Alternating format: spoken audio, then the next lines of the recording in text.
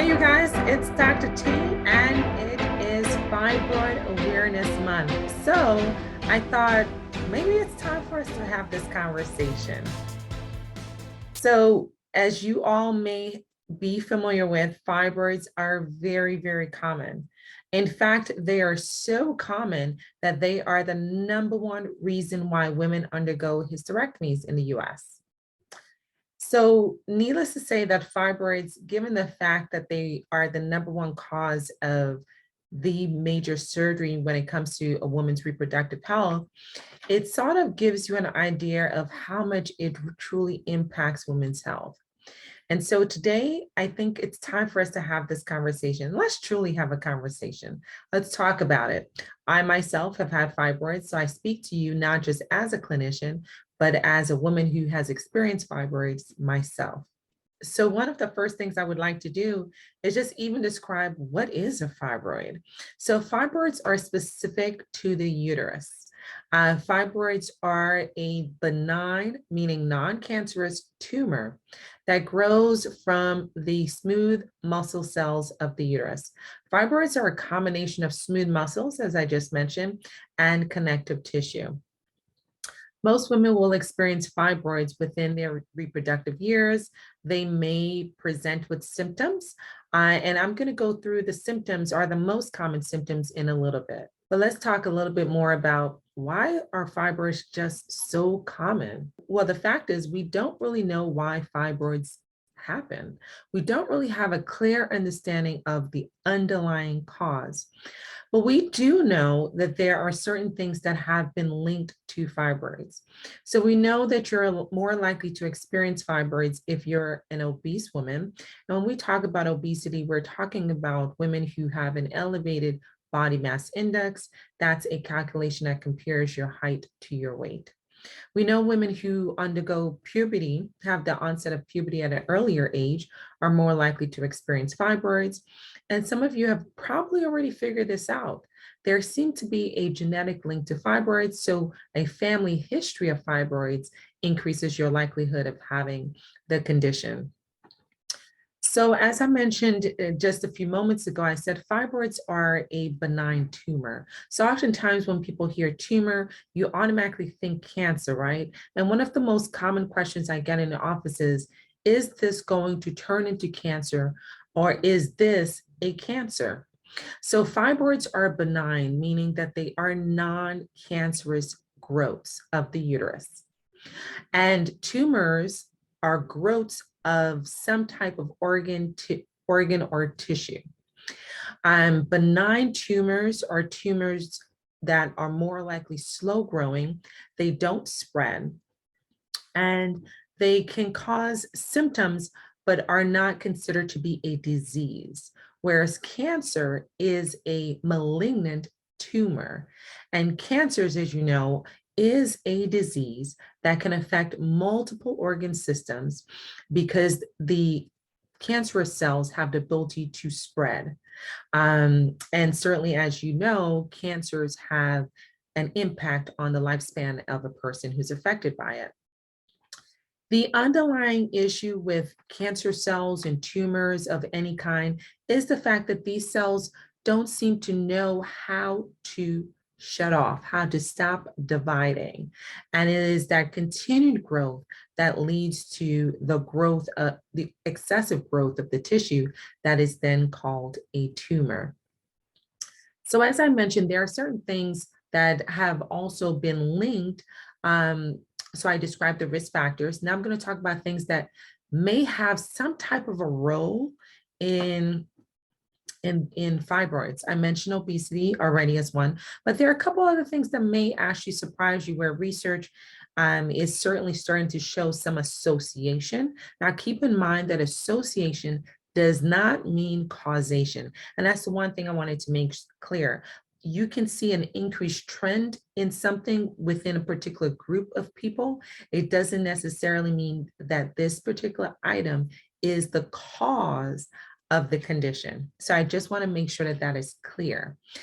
So two things that may be surprising to most people, vitamin D.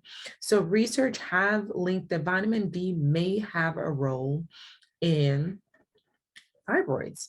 And what's interesting is we're going to talk about in a little bit is the high prevalence of fibroids among Black women, and also the high prevalence also of vitamin D deficiency. Now, we've all learned a lot about vitamin D recently because of the pandemic, but as we talk a little bit more, you will find out that vitamin D has a number of roles, the main one of which is bone health, by the way. So we definitely are becoming more familiar with vitamin D in its role in relationship to our immunology, our strengthening our immune system. It's been linked to depression, low energy, having links with a number of different conditions and disorders. So among them, now we can add fibroids to that list.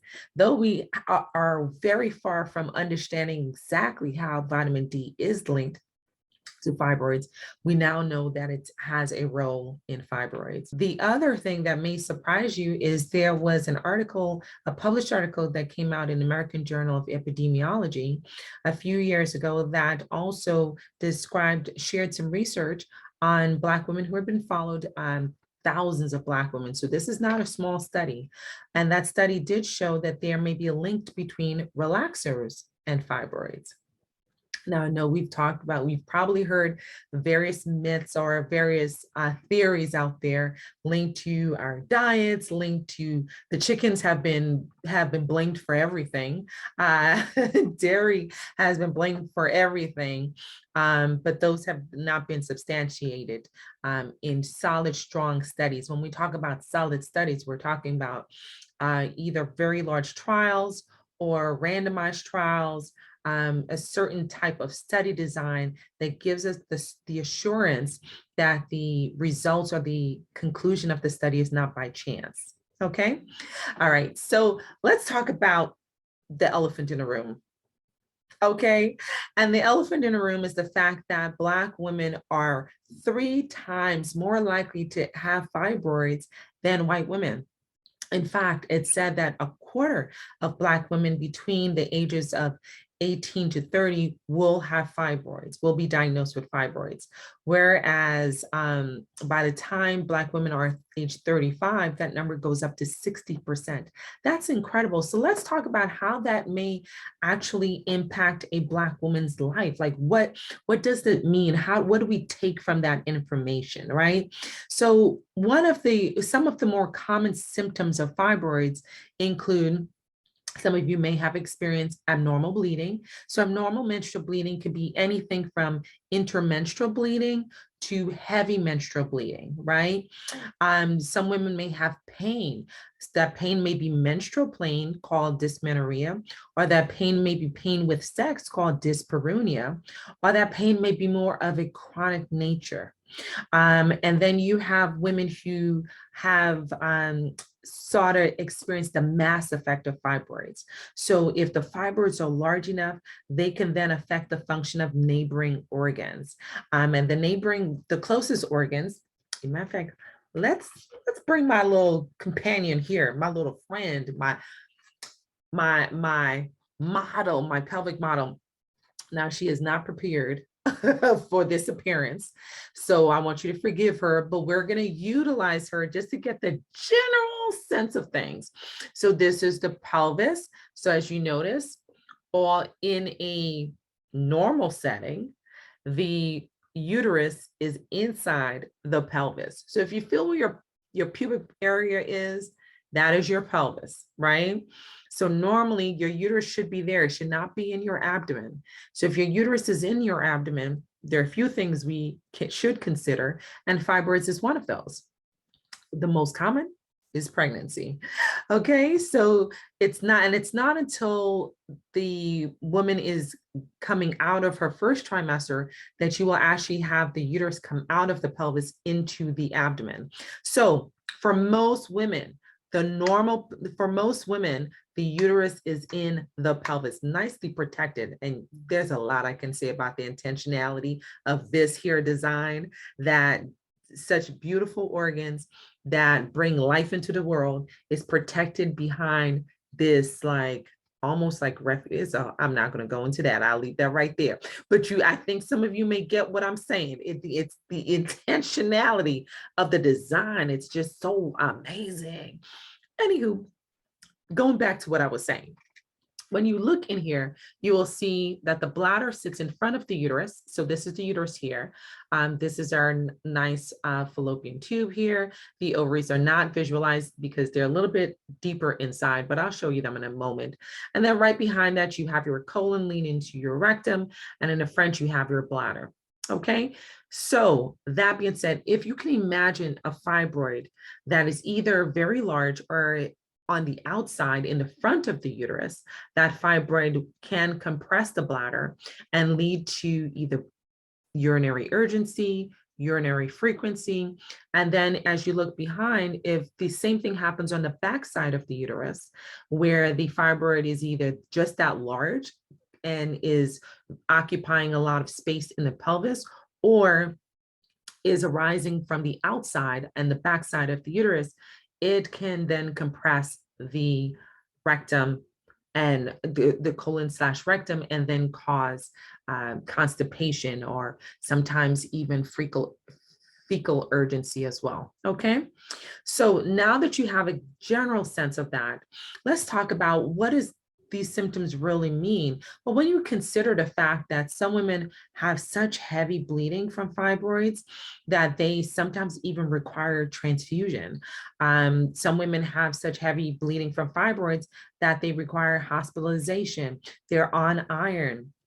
So what happens when you bleed a lot? You feel tired, you're exhausted, your body's function organs are less likely to function optimally because your blood is it does a lot of things, but on a basic level, it supplies oxygen. It brings the working materials. It brings communication from organ to organ system. So having that suboptimal hemoglobin that is called anemia can make someone less productive, less functional. So if Black women are more likely to have fibroids, then we're also more likely to be impacted by a condition that makes us less productive and less functional. And that functionality may be impacting your work life, or it may be impacting your home life, your ability to play with your kids, your ability to have great activities with your family, be able to go out and socialize with your girlfriends. You may be more likely to stay home just simply because you have these symptoms. And the same thing for chronic pain or for pelvic pain symptoms. How many women do you know, or perhaps you have experienced yourself, where you decided to stay home from school or you had to stay home from work because the pain of your menstrual cycle was just so intense? And for Black women, again, still keeping in mind that we're more likely to have this particular condition, which means, again, we may either have bleeding issues or pain issues that impact our social life, our careers, our relationships, and just even feeling good from day to day, having the energy to enjoy life. So it's a big deal. The other thing is, if you have urinary symptoms, it may be hard to go out because you may be looking for the nearest bathroom because you're having to deal with this urinary frequency and urgency symptoms. So it's a big deal. And we have some stats behind us. We know that Black women are 3 times more likely to be hospitalized. We are 7 times more likely to have a surgical removal of our fibroids. I'm not going to go into all the details of the surgery on this particular video. And if you want me to, drop a comment below and tell me that's what you want me to talk about next, and I will do so. And we also know that, interestingly, get this, interestingly, Black women are also least likely to undergo minimally invasive procedures. Again, what does that mean on a socioeconomic perspective? Minimally invasive procedures are procedures that do not require the opening of a large scar, like a C-section scar. People most familiar with that. So I'll use that as an example. A laparotomy scar is essentially a C-section type scar that leads to the access of the abdomen and pelvis. Now, there are procedures that do not require such a large incision, where it can be done through small incisions, either for basic laparoscopy or traditional laparoscopy, or now a lot of you may be familiar with robotic surgery. Again, leading to very, very small incisions into the abdomen in order to complete the procedure, or in some cases, not particularly with removal of fibroids that are higher up in the uterus, but you may also have procedures vaginally that allow for the removal of fibroids. For example, fibroids that are in the cavity, and I'll talk about that in a few moments, can be removed through hysteroscopic procedures that are through the vagina and into the uterus via the cervix, using a camera as guidance for removal of small fibroids that are inside the cavity of the uterus. So Black women, we're less likely to, I can't say offered because I don't have the research that supports that, but I'm going to hypothesize that we're less likely to be offered those procedures as opposed to declining the procedures. We're less likely to be offered those procedures and more likely to have the more invasive type procedures. So if you're having more invasive type procedures, you're more likely to require a longer recovery time. You're more likely to have higher amount of bleeding. You're more likely to have more pain in your recovery course. And of course, you're less likely to return to work quickly. So from a socioeconomic aspect, again, it's impacting your recovery course. Your return to work is delayed compared to specifically white women. So it's a big deal. So I talked about, or sort of alluded to different locations of fibroids. So I'm going to take apart my little companion, my little friend here, and we're going to now perform a hysterectomy, but I guess in modern language, perhaps that's what I'm doing, is performing a hysterectomy, removing the entire uterus. And just to be clear, when we talk about hysterectomy, we're talking about the uterus. The tube removal is called salpingectomy, and the ovary is a oophorectomy. So when we talk about hysterectomy, just to make sure we're all saying the same thing, we're talking about the removal of this little friend right here, the giver of life, the supporter of life. She is amazing. She is called the uterus. All right. So the uterus is what we are referring to when we talk about a hysterectomy. Hysterectomies can be vaginal through the vagina, or they can be through a laparotomy scar, a total abdominal hysterectomy, or they can be done with laparoscopy, or they can be done with robotic surgery. So that being said, when you have the removal of the uterus, it may include the cervix, or it may not include the cervix. And when we say sort of more colloquially subtotal versus total, that is what we're referring to. We're not talking about the tubes or the ovaries. We're talking about, was the cervix removed with the uterus, or was it just the uterus itself? Okay, now that we have that clear. So we have different aspects to the, ooh, let me stop making y'all dizzy. We have different aspects to the uterus. We have the outside of the uterus, which has a very thin layer covering that you will not be able to visualize in this model. But imagine with me, go there with me, okay? We're gonna use our imagination just for a little bit.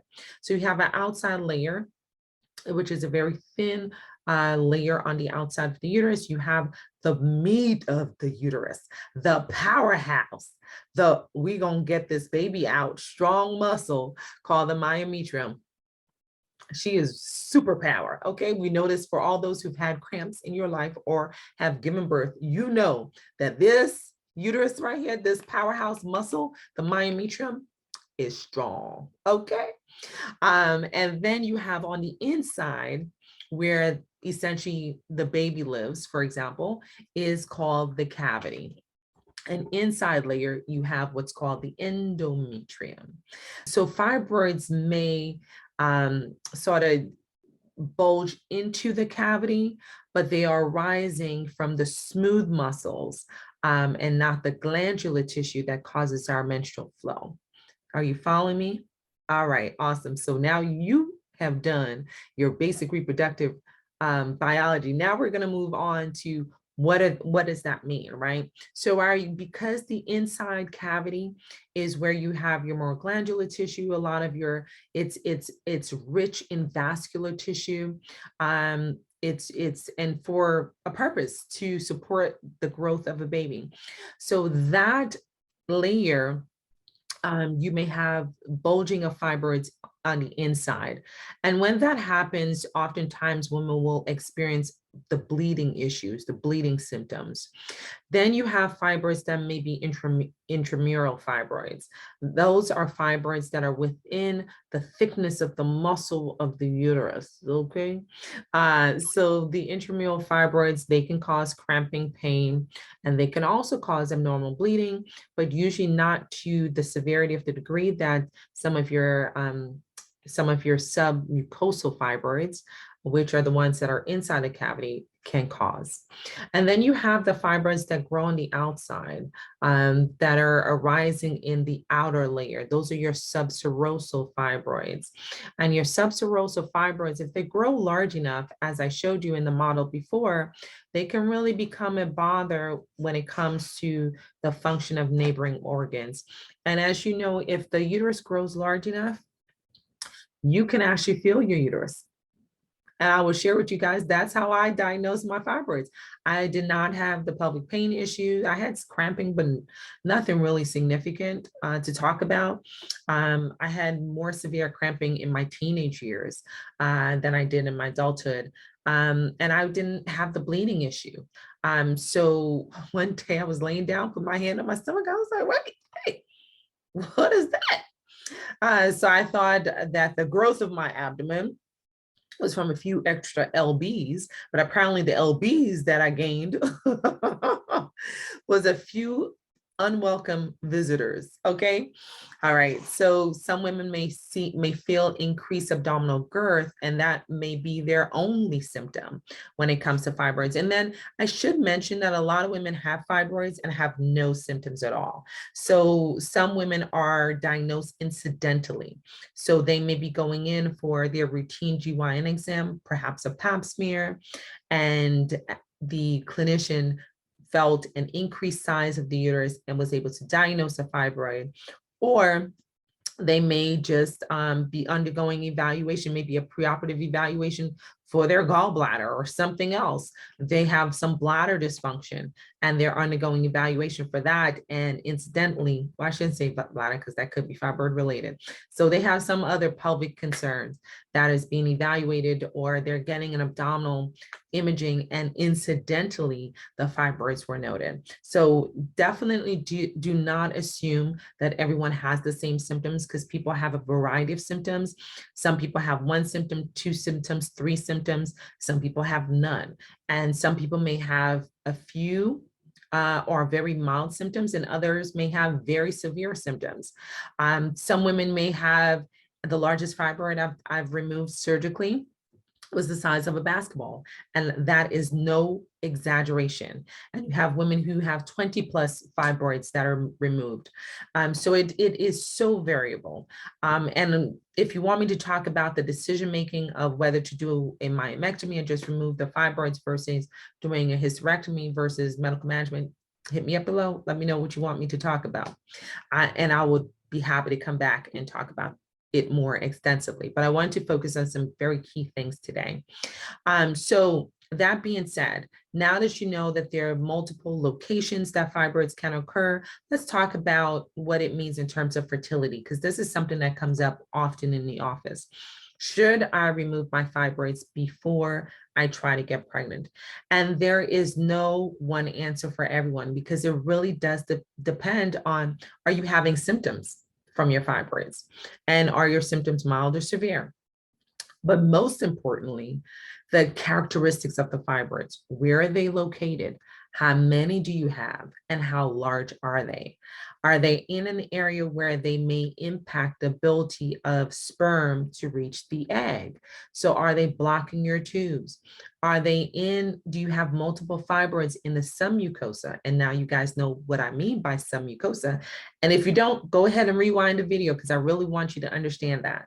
Do you have fibroids in the submucosa that may impact the implantation of a pregnancy and perhaps lead to recurrent miscarriages? Okay, so these are some of the things that we counsel patients on. We go through some of these details because it's really, really important that everyone know. Do not tell your girlfriend, your sister, your auntie, your cousin. I'm trying to think of a few more relationships. Your daughter, what you think that she should do based on what your experience was, because experiences are almost never identical, even in the same family. So some people ask, if I don't have any concerns with getting pregnant with the fibroids, are there things I should know about having fibroids and being pregnant? And I will preface this by saying once again that there are many women who have fibroids and are pregnant, and some of them find out about their fibroids when they are pregnant, incidentally. But if you are pregnant with fibroids, a lot of women do not have any issues or symptoms at all. But for women who do have symptoms, those symptoms are variable, and it may include anything from preterm rupture of their membranes, meaning breaking your water bag when you're still preterm. They may have cramping, continual cramping throughout the pregnancy. Some women have preterm labor as a result of the fibroids sort of interfering with the resting state of the myometrium. And now that you know what the myometrium is, some women may actually have preterm births as a result of fibroids. There are women who experience pain. So for fibroids that are on the outside, sometimes they have a broad base that they're attached to the uterus, and sometimes they have a very thin stalk.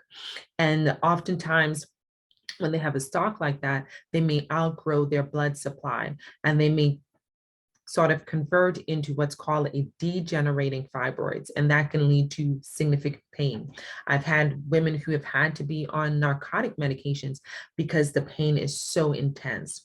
There are women who may experience having just a very large uterus because not only are they carrying it and growing a child, now they have additional, possibly multiple other space occupying tumors on the same uterus. So if you think about the space to carry a child, and now you add to that sometimes 12-centimeter size fibroids and sometimes multiple, now you're occupying a lot of space inside of the woman's torso area, just to use a layman's term. And that sometimes can lead to the inability to really tolerate meals because there's so much compression of the stomach, which is above and in the upper abdomen. So some women sometimes have very difficulty tolerating a regular meal as they head towards the third trimester because there's so much space being occupied between the pregnancy and the fibroids.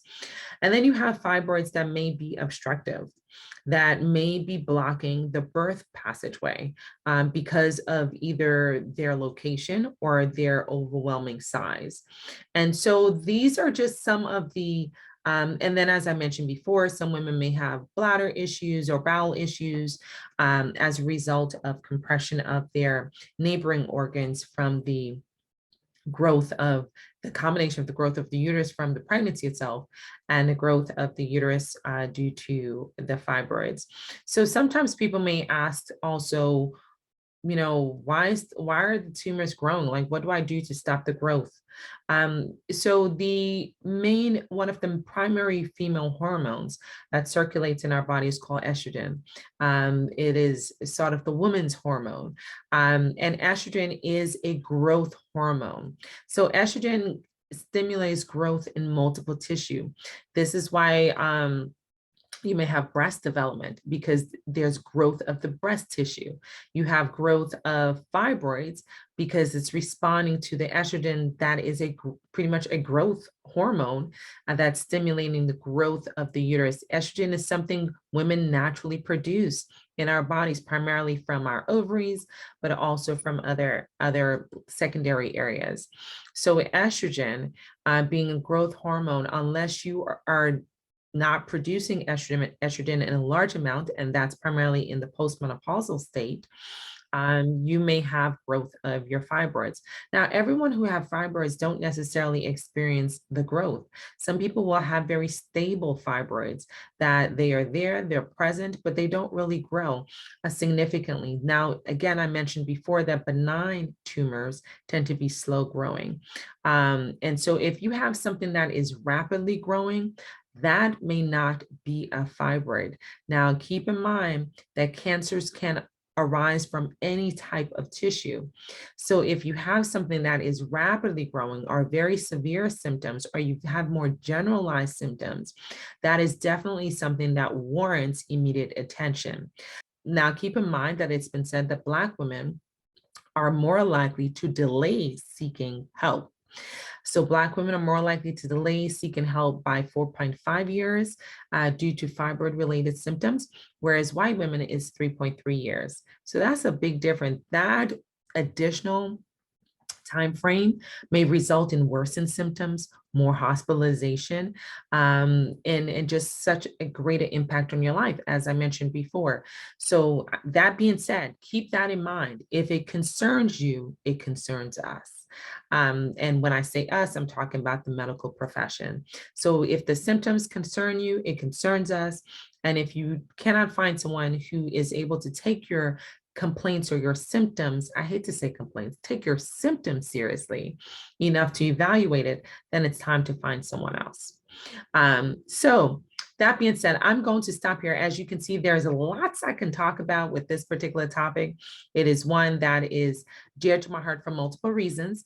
It is a personal topic, but it's also a topic that I talk about just all the time, whether it is with family members or with friends, are just one of the most common things that I talk about in the office. So it is common enough amongst women that I'm talking about this topic all the time. So it's and I feel like it's one of the topics that we really need to know, what does the science actually say? Because there's so many myths and theories out there, but not all theories have been adequately tested. Some have not been tested at all, but people run with them. That can be very dangerous. And so it's important. I will bring you the science if you have questions about the role or perhaps the link between fibroids and something that I have not mentioned, then go ahead and drop a comment below. If you have other types of questions and things and aspects of the condition that you want me to talk about, I would be happy to talk about them as well. Just hit me up below in the comments and let me know what those questions are.